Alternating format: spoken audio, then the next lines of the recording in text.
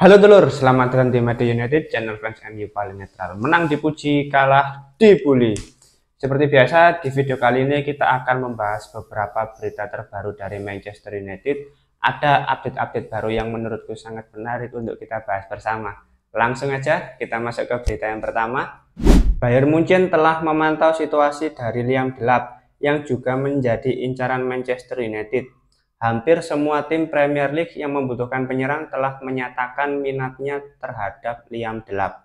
Sepertinya memang target realistis yang mampu dipenuhi oleh Manchester United demi memenuhi kebutuhan penyerang ya Liam Delap ini. Karena kalau kita melihat berdasarkan stok striker yang tersedia sudah sangat terbatas. Kalaupun ada, harganya pun mahal. Kalaupun Manchester mampu membayarnya, belum tentu pemain tersebut mau didatangkan ke Manchester United. Karena situasi internal performa dari para pemain yang ada itu lagi buruk-buruknya gitu loh. Musim ini merupakan musim terburuk bagi Manchester United. Mau dilihat dari sisi manapun, ya tetap saja terlihat sangat buruk gitu loh. Dari performa, dari internal manajemen yang masih masa transisi, masih sedang berbenah, ya itu akan menurunkan daya minat pemain lain untuk datang ke Manchester United.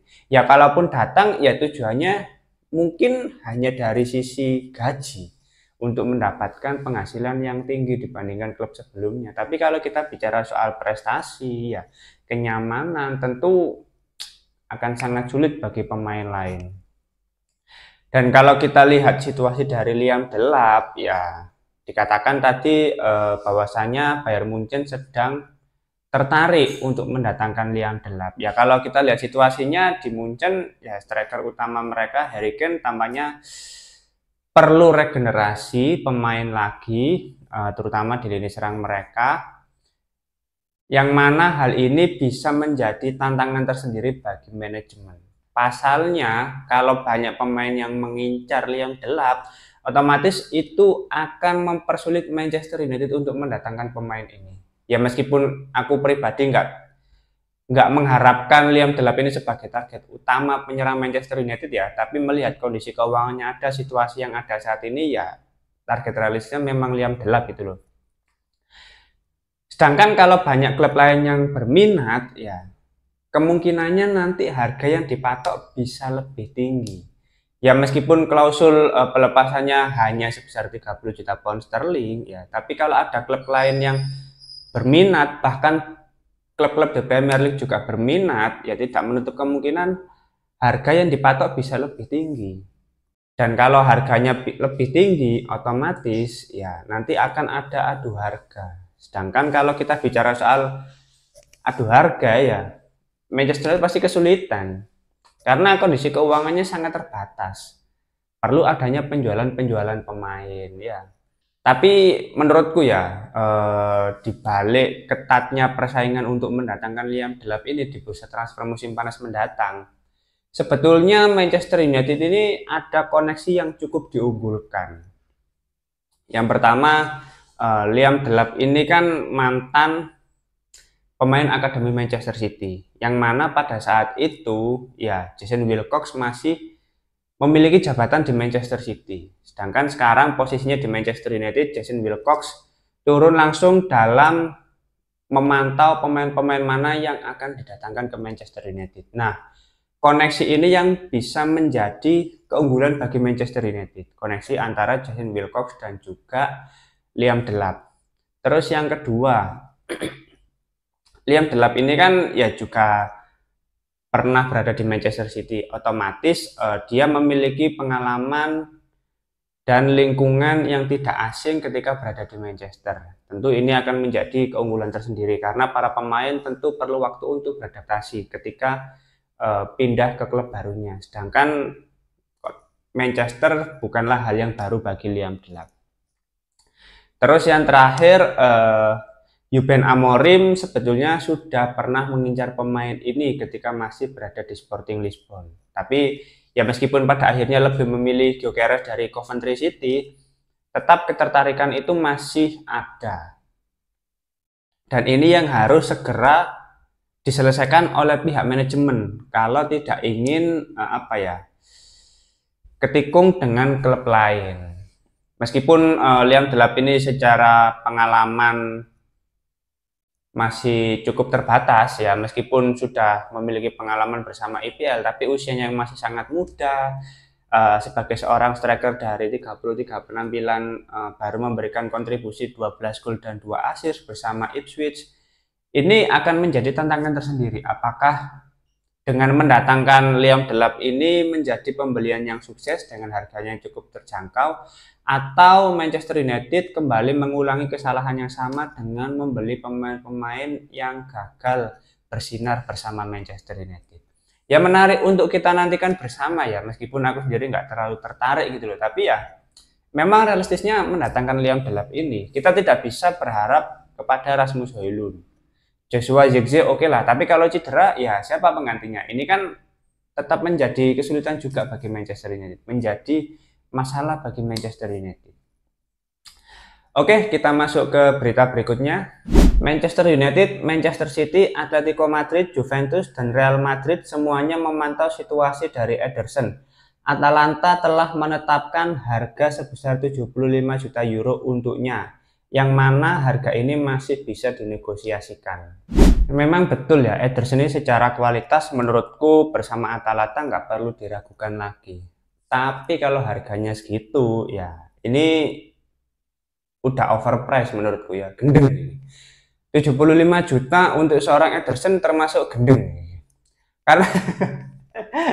Karena aku yakin ya pihak manajemen tidak akan mengulangi kesalahan yang sama dengan membeli pemain yang harganya overpriced. Ya, kita sudah memiliki pengalaman buruk bersama Anthony, Mason Mount. Terus siapa lagi? Harry Maguire di masa lampau dulu.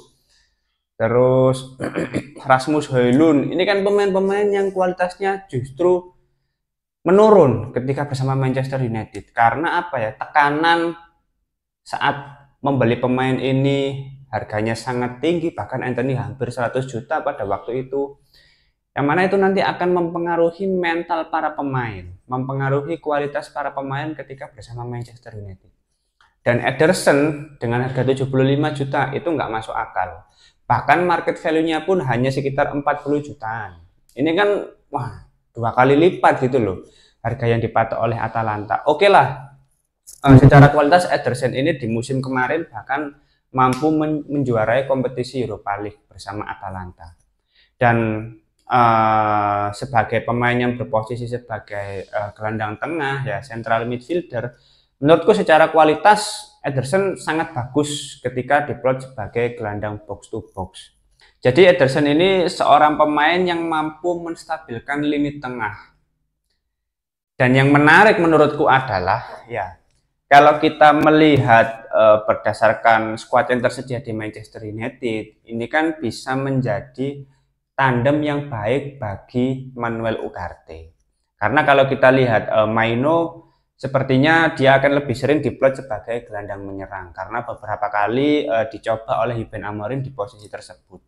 Terus kalau kita bicara soal Casemiro, oke lah, dia akhir-akhir ini memberikan dampak yang luar biasa, dampak yang sangat signifikan bagi Manchester United. Tapi kita tidak tahu di musim panas mendatang apakah dia tetap stay atau dijual. Karena kalau ada tawaran yang menarik tentu akan dilepas oleh Manchester United. Mengingat gaji Casemiro yang sangat besar. Hampir 400.000 per pekannya gitu loh. Maka dari itu tandem yang paling realistis menurutku ya Ederson dan Manuel Ugarte. Sekarang kalau kita lihat berdasarkan statistik, sebetulnya antara Manuel Ugarte dan juga Ederson ini itu saling melengkapi teman-teman. Di sini kita bisa melihat keunggulan dari Manuel Ugarte. Yang pertama adalah aksi bertahannya dan juga duel-duelnya. Ini sangat diunggulkan. Karena memang Manuel Ugarte tipikal ya gelandang bertahan gitu loh. Seringkali dia mampu memutus aliran bola dari lawan. Manuel Ugarte ini tipikal gelandang yang mampu apa ya? Istilahnya winning the ball. Nah, jadi bisa memenangkan duel-duel dengan lawan. Sedangkan kalau kita melihat Ederson, nah Ederson ini unggul di passing-passing ke depannya. Iya. umpan-umpan kunci, terus umpan-umpan progresinya itu sangat diunggulkan, dan kelihayannya dalam membawa bola itu juga patut diperhitungkan. Sedangkan Manuel Ugarte lemah di situasi tersebut, ya masih kurang lah untuk umpan progresinya, umpan kunci, ya passing-passing ke depan di sepertiga akhir itu sangat kurang Manuel Ugarte. Sedangkan Ederson lebih diunggulkan dengan situasi seperti ini.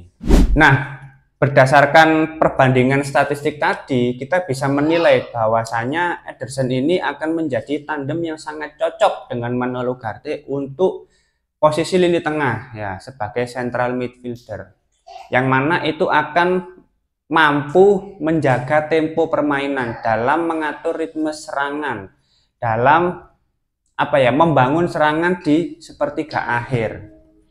Menarik ini, tapi kembali lagi ya, menurutku Ederson ini masih bukan prioritas Manchester United.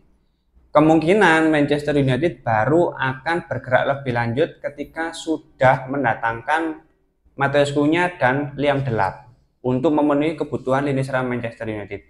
Baru kalau lini serang sudah diselesaikan, sudah mendatangkan pemain baru, ya lini tengah baru akan mendatangkan atau menambah amunisi baru. Salah satunya Ederson ini yang akan menjadi pertimbangan tersendiri.